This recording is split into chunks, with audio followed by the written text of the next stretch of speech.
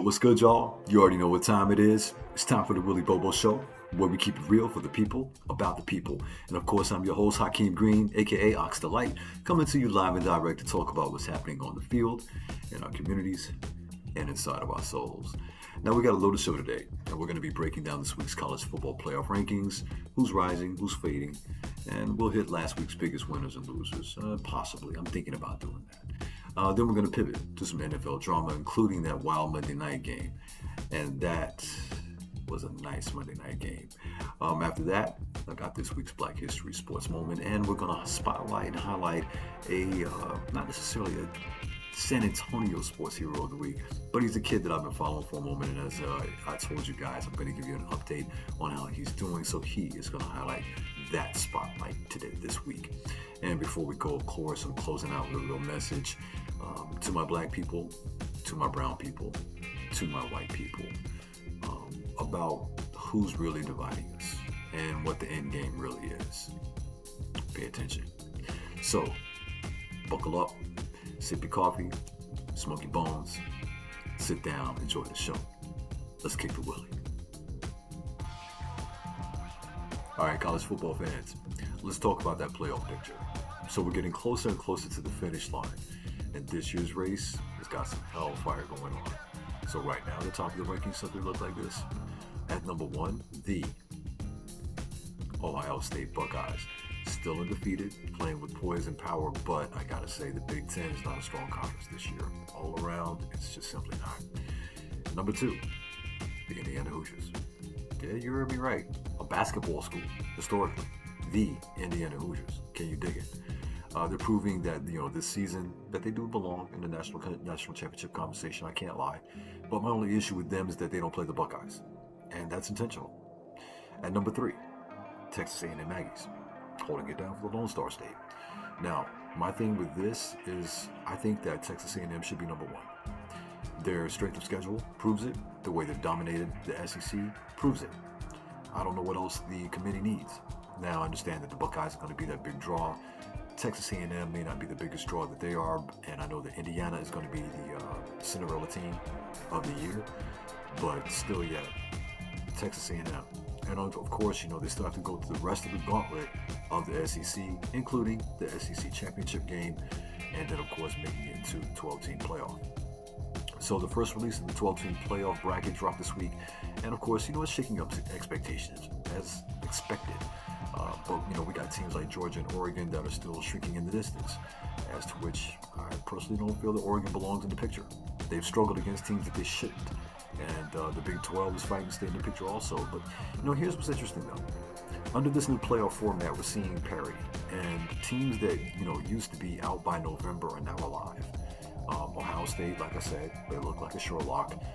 Indiana's road, it should get tougher. A&M's got to stay sharp if they want to be in that playoff spot, as I said that they deserve to be. So here's what I'm watching. Both teams. Who gets the invite, the final invite? Will it be a 2-loss SEC team or a Cinderella story out of the ACC like Georgia Tech, right? Or Virginia? So either way, college football is reminding us why Saturdays hit different. You can't script this. You just gotta feel it.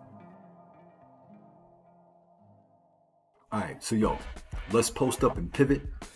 Let's get to some NFL. Last night's game was a doozy, man.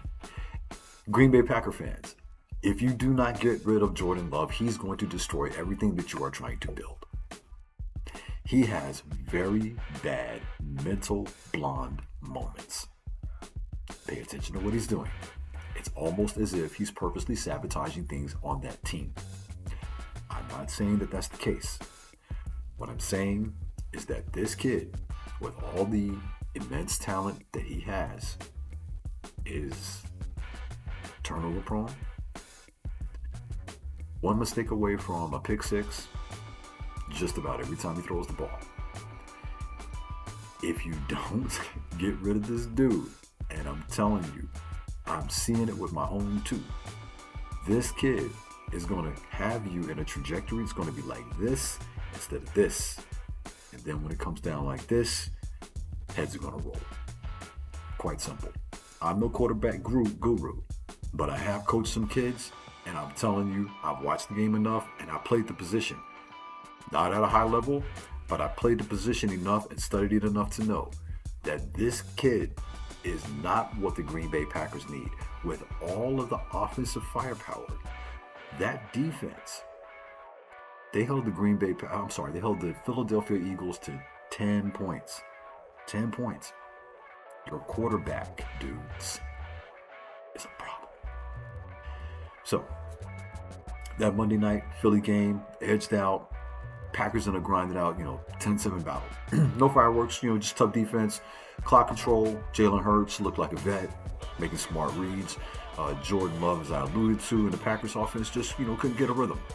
It did seem to me like it just maybe was too big of a moment for some reason. But you got to remember, that's what a playoff game looks like. How about them Cowboys? I fucking love it.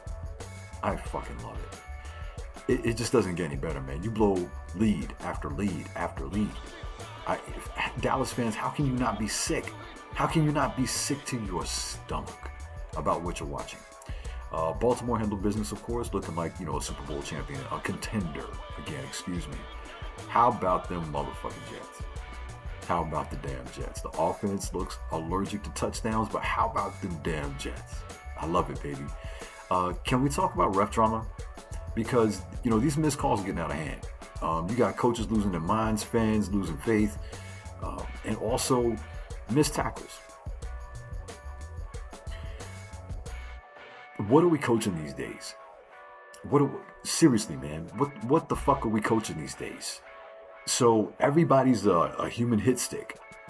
Seriously, if you look at it, count how many missed tackles you will see, not just in a college football game, in a professional game. And typically, these missed tackles will happen when it's a flat play. And for those that don't understand, that's a play that's out in the flat. That means outside of the tight end, in between the mark, and it's like a wide receiver screen, right? A back out of the backfield. Even in the secondary of the defense, it's like you see tackles being missed, and it's at an alarming rate, man. So the softness of the game, just like in the NBA, is really becoming a problem, a really bad problem. And I don't remember 10 years ago, or let's take it back to when people like Ed Reed, Ray Lewis, Troy Polamalu, Ryan Clark, when people played like that, and prior, you didn't see these missed tackles. Like tailbacks may not have been as nimble, but some were. Like the Dancing Bear, Jerome Bettis. I mean, he had moves, and then he could run you over. But it's like these guys made tackles. They came up and hit people. And I understand that the hit rules are different, right? You got to basically come up and just kiss it. But damn, everybody's just trying to hit somebody with their shoulder. And what is that going to do? See, if this person has good balance, strong hips, incredible quads, great feet, like what is that going to do? It's not going to do anything. It doesn't knock this person down. It doesn't dislodge the ball. You're not playing Madden, man. You're playing football. Wrap up. Hit this motherfucker and make him feel you and remember you, because you guys are just playing two-hand tag with pads on if you're going to do it like that. Dead ass. Pro sports and pro sports in general, and I mean that with basketball and football, is becoming something that's kind of hard to watch. I love college sports, and I'll say it on any given day. College sports is where it's real. It's going to be the last real until you watch these guys play overseas, or you catch them at your rec league giving it all they got because they love the game. These guys are getting paid too much. Way too much, man. Load management, missed tackles. Everybody's trying to manifest their brand, and that's okay, man. That's okay. But at the same time, you have fans out there. You have a duty and a loyalty out there to produce, right? Because the best ability, as you've heard many people say, is availability. And these guys are not being available, either mentally, physically, or emotionally where they belong. All right, guys, now it's time to honor where we came from. This week's Black History Sports Moment takes us back to 1968, Mexico City. This was one of my favorite shirts. I wore this shirt because I had the picture on my shirt. The whole fucking picture was on my shirt. This t-shirt that I bought from the flea market from this brother out there, man. I wore that shirt until the shit faded off, man, because that was one of the most proud pictures in Black history. Of course, the world watched, and they had no choice but to watch, as Tommy Smith and John Carlos raised their black glove fist on the Olympic podium, and that was more than a protest. It was a declaration of dignity, power, and unity. See, these brothers risked everything: medals, careers, safety, to speak the truth and power. And over 50 years later, the message still echoes. Struggle, spirit in sports. So today, as we watch athletes kneel, speak up, and use their platforms, remember who paved the way. Tommy and John showed the world that silence is complicity. Courage doesn't need a uniform. That's your Black sports history moment. Salute to the pioneers who made pride our position. So now, let's bring it home. Well, kind of. We're going to be in Texas, but by way of Dallas. And I've been keeping an eye on this kid, his training videos, and God does that boy train. And now, thanks to his father, and what a hell of a father he is, I get to see this kid's highlights. And congrats on his plus 3.0 GPA, scholar, athlete. This week's San Antonio sports hero is Caden Skipper from W.T. White High School in Dallas, Texas. This kid's been lighting me up on the field, man. He's got poise. He's one hell of a gap shooter. He's strong. He dips low. He dips low, man. He's instinctive on the field. I can see that he does his studies, right? Great teammate. Shows discipline. Shows heart. It's going to be a joy and a pleasure watching this young man take flight and see what he's going to be doing on the next level. Caden Skipper, W.T. White High School. Big up to you, brother. And to all the young ballers out there, look, keep grinding, keep studying, keep believing. You don't need to be in a big city to have big dreams. You really don't. Just keep your dream alive. Focus your vision. Manifest it. Speak it into existence. The world is yours. In my closing message here, I want to talk about the real enemy. Now, before we go, I'm going to speak from the heart to my black, to my brown, white people. Listen up. You see, you need to understand that we've been tricked. We've been taught to see each other as enemies, to fight each other with scraps. See, you have to understand that hate is just a reflection of ourselves in a different shade. And the truth is, the real enemy is not each other. It's the system that feeds our division. It's the government that profits when we fight. It's the fingers that point instead of linking arms. And while we argue over skin, they get rich off of struggle. We fight over differences. They make laws that keep us all down. We gotta wake up. Like, seriously, gotta wake the fuck up. Because we need unity, not uniformity.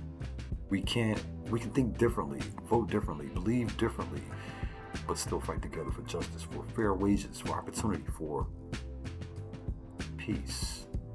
So next time you see someone who looks different than you, shake that person's hand instead of turning away, because divided we fall, together we rise. This has been the Willy Bobo Show for the people, about the people. I'm your host, Hakeem Allah, aka Ox the Light. Until next time, love yourself, love your neighbor, and remember, the real fight is for all of us. Peace.